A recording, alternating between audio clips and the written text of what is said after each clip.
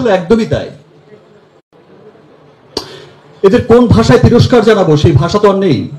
শেখ হাসিনা দেশ থেকে পালানোর পর আটক হচ্ছে একের পর এক আওয়ামী নেতারা, আর রিমান্ডে অসংখ্য তথ্য বেরিয়ে আসছে। এখন পর্যন্ত অনেক আওয়ামী নেতা ও নেতার পরিবার হাজার হাজার কোটি টাকা পাচার করেছেন।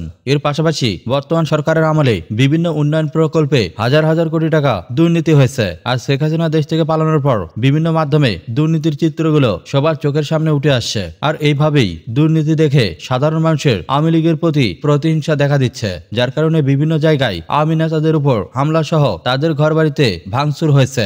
সম্প্রতি সচেতন করার লক্ষ্যে বাংলাদেশ শিল্পী সমিতি তাদের অনেক অভিনয় শিল্পীদের নিয়ে একটি আলোচনা সভার আয়োজন করেছেন, আর যেখানে সুপারস্টার শাকিব খান নিজের মতামত ব্যক্ত করেছেন। তিনি জানিয়েছেন, গত সরকার ব্যবস্থা এতটা জঘন্য ছিল তার ধারণাই ছিল না। তিনি মনে করতেন দেশের উন্নয়নে এই সরকার অক্লান্ত কাজ করে যাচ্ছে। তবে বর্তমান চিত্র দেখে তিনি অনেকটাই অবাক হয়েছেন। একের পর এক দুর্নীতির তথ্য উঠে আসার পর তার কাছে মনে হচ্ছে এদেশে কোনো মানুষ ছিল না, কোনো নেতাই এই দেশের উন্নয়নের স্বার্থে সাধারণ মানুষের হয়ে কাজ করেনি। যার প্রেক্ষিতে সুপারস্টার শাকিব খান বলেন, ওইসব নেতাদের দেখে ঘৃণা হচ্ছে, লজ্জা হচ্ছে। তারা যে এত বড় চোর বাটপার ছিল তা আমার ধারণাই ছিল না।